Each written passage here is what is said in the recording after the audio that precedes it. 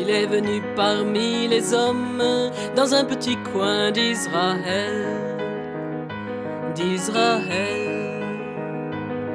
Il a vécu 30 années comme le plus commun des mortels, le nommé Jésus. Il a choisi pour camarades des ouvriers et des pêcheurs. Il a guéri bien des malades et soulagé bien des douleurs, le nommé Jésus. Il a prononcé des paroles pour que naisse un nouvel esprit, un esprit. Il a parlé en paraboles, mais bien peu de gens ont compris le nommé Jésus. Il est allé vers ceux qu'on traite comme de vrais pestiférés. Ce que la société rejette, les pauvres et les prostituées, le nommé Jésus. Il a dérangé tous les riches, les oppresseurs et les puissants. Il a dénoncé ceux qui trichent et défendu les innocents, le nommé Jésus. Il a voulu faire un exemple et pour une fois se fâchant, quand il est entré dans le temple, il en a chassé les marchands, le nommé Jésus. Il fallait bien qu'on le supprime, il faisait peur à trop de gens. Il fallait bien qu'on l'assassine, que tout revienne comme avant, le nommé Jésus. On l'a cloué entre deux hommes dans un petit coin d'Israël. Il est mort sur une croix comme le plus dangereux criminel, le nommé Jésus. Mais après 2000 ans d'histoire, voilà qu'on parle encore de lui. Oui, de lui. Dans les cœurs et dans les mémoires, il reste vivant aujourd'hui, le nommé Jésus. Par lui des hommes, c'est étrange, vont cherchant un nouveau chemin, Et si le monde aujourd'hui change, c'est qu'il est conduit par la main du nommé Jésus.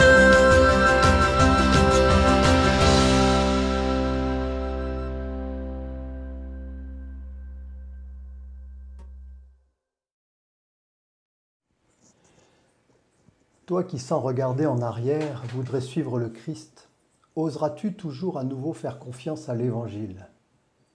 Reprendras-tu élan, entraîné par celui qui, sans jamais s'imposer, paisiblement t'accompagne?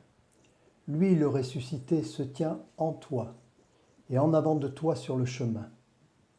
Le laisseras-tu déposer au creux de toi-même la fraîcheur d'une source? Ou bien rougiras-tu de confusion au point de dire « Je ne suis pas digne d'être aimé par lui ». Ce qui fascine en Dieu, c'est son humble présence. Il ne punit jamais, ni ne blesse l'indignité humaine. Il ne tire pas sur la corde pour être obéi. Tout geste autoritaire défigurerait sa face. L'impression que Dieu vient punir est un des plus grands obstacles à la foi. Le Christ, pauvre et humble de cœur, ne force jamais la main de quiconque. S'il s'imposait, qui oserait l'inviter à le suivre? Dans le silence de ton cœur, il murmure « N'aie pas peur, je suis là ». Connu ou non, le Christ, le ressuscité, demeure près de chacun, même à son insu, comme un clandestin. Brûlure au cœur de l'homme, lumière dans l'obscurité, il t'aime comme son unique. Pour toi, il a donné sa vie. Là est son secret. Jésus le Christ, lumière intérieure, donne-moi d'accueillir ta présence, que je connaisse la joie. Je t'aime, peut-être pas comme je le voudrais, mais je t'aime. Amour de tout amour. Tu le sais, je donnerai jusqu'à ma vie pour toi et ton évangile. Amen.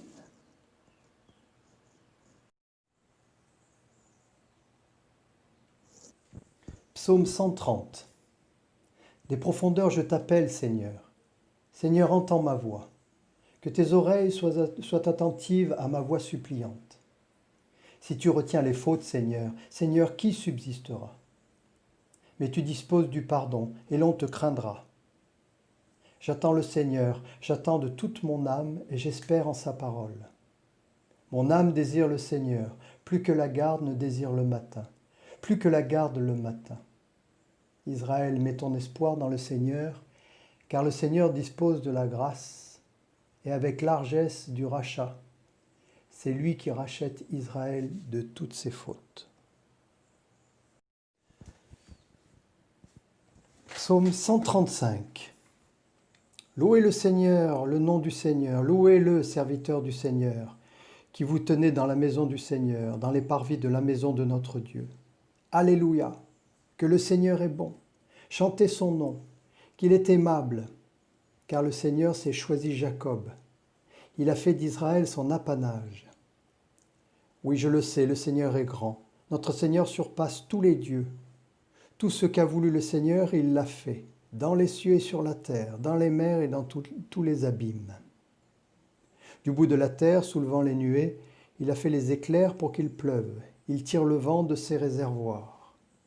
C'est lui qui frappa les aînés d'Égypte, depuis l'homme jusqu'au bétail. Au milieu de toi, Égypte, il envoya signes et prodiges contre le Pharaon et tous ses serviteurs. C'est lui qui frappa les nations nombreuses et tua des rois puissants. Sihon, le roi des Amorites, Og, le roi du Bashan, et tous les royaumes de Canaan. Puis il donna leur pays comme patrimoine à Israël, son peuple. Seigneur, on dira ton nom. Seigneur, on fera mention de toi d'âge en âge. Car le Seigneur rend justice à son peuple. Il se ravise en faveur de ses serviteurs. Les idoles des nations sont d'argent et d'or, faites de main d'homme. Elles ont une bouche et ne parlent pas. Elles ont des yeux et ne voient pas. Elles ont des oreilles et n'entendent pas. Mais le moindre souffle dans leur bouche... Oh putain, c'est pas possible. Les idoles des nations sont d'argent et d'or, faites de main d'homme. Elles ont une bouche et ne parlent pas. Elles ont des yeux et ne voient pas. Elles ont des oreilles et n'entendent pas. Et pas le moindre souffle dans leur bouche. Que leurs auteurs leur ressemblent et tous ceux qui comptent sur elles. Maison d'Israël, bénissez le Seigneur. Maison d'Aaron, bénissez le Seigneur. Maison de Lévi, bénissez le Seigneur. Vous qui craignez le Seigneur, bénissez le Seigneur. Depuis Sion, béni soit le Seigneur qui demeure à Jérusalem. Amen.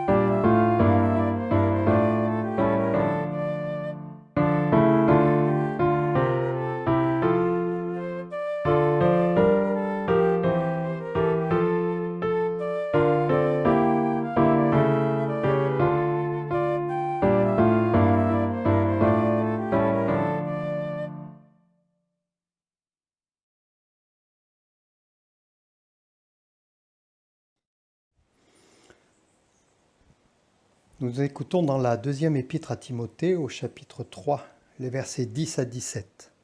« Mais toi, tu m'as suivi avec empressement dans l'enseignement, la conduite, les projets, la foi, la patience, l'amour, la persévérance, les persécutions, les souffrances, celles que j'ai connues à Antioche et à Iconium, à Lystre. Quelle persécution j'ai subie, et de toutes le Seigneur m'a délivré. D'ailleurs, tous ceux qui veulent vivre avec piété dans le Christ Jésus seront persécutés. Quant aux hommes mauvais et aux imposteurs, ils progresseront dans le mal, tromperont les autres et trompés eux-mêmes. Mais toi, demeure ferme dans ce que tu as appris et accepté comme certain. Tu sais de qui tu l'as appris. Depuis ta tendre enfance, tu connais les Saintes Écritures. Elles ont le pouvoir de te communiquer la sagesse qui conduit au salut par la foi qui est dans le Christ Jésus. Toute écriture est inspirée de Dieu et utile pour enseigner, pour réfuter, pour redresser, pour éduquer dans la justice, afin que l'homme de Dieu soit accompli et équipé pour toute œuvre bonne. »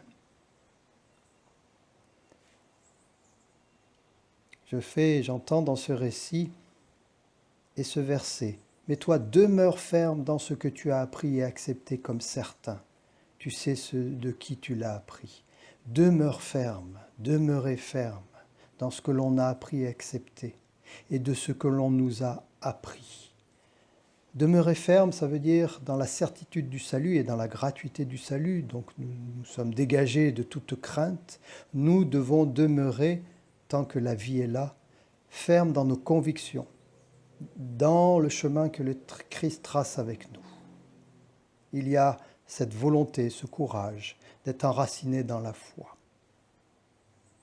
Et puis l'Écriture est inspirée de Dieu. C'est elle qui nous enseigne, qui nous permet de réfuter, de redresser, d'éduquer dans la justice. C'est ce qu'elle fait pour nous. Grâce lui soit rendue. Je laisse à chacune, à chacun, le temps de méditer ces paroles.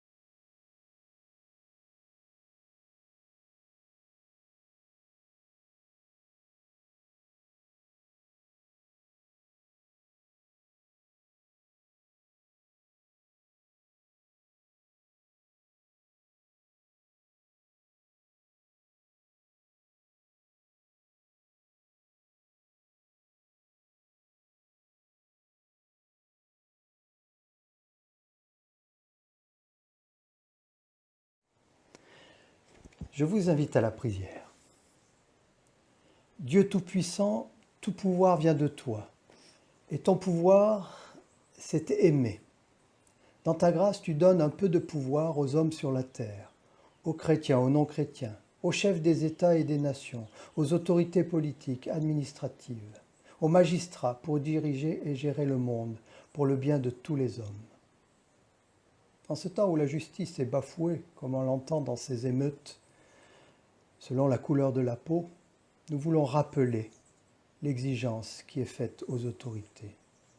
Dieu d'amour, je sais que tu es triste parce que ce pouvoir, les hommes l'ont accaparé, afin de servir leurs intérêts. Je sais qu'un jour, tu les laisseras de côté. Tu leur reprendras ton pouvoir en eux, s'ils ne font pas attention. Et s'ils utilisent mal ton don, tu le confieras à d'autres. Comme autrefois en Israël, tu avais oint David à la place du roi Saül. Dieu créateur, c'est vrai que pour un temps, tu leur donnes un morceau de la terre. Aide-les dans leur mission difficile. Éclaire leurs décisions afin qu'ils ne soient pas fléaux, semeurs de troubles, fauteurs de cœur et instigateurs des pollutions. Ce que l'on entend souvent aujourd'hui, malheureusement. Que leurs sciences et leurs inventions servent à la paix et à l'épanouissement des hommes. Et notre prière, nous le faisons avec tous les moyens techniques que sont les nôtres, et notamment numériques, qu'ils servent à la paix. Dieu des peuples, donne-leur ton esprit, qui leur donne un désir de te servir.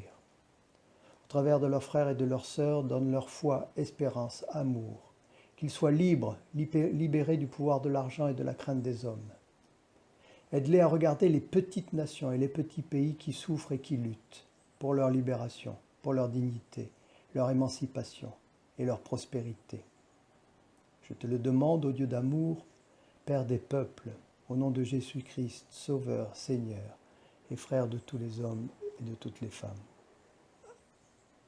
Et nous pouvons dire, notre Père qui es aux cieux, que ton nom soit sanctifié, que ton règne vienne, que ta volonté soit faite sur la terre comme au ciel. Donne-nous aujourd'hui notre pain de ce jour, pardonne-nous nos offenses, comme nous pardonnons aussi à ceux qui nous ont offensés. Ne nous laisse pas entrer en tentation, mais délivre-nous du mal, car c'est à toi qu'appartiennent le règne, la puissance et la gloire, pour les siècles des siècles. Amen.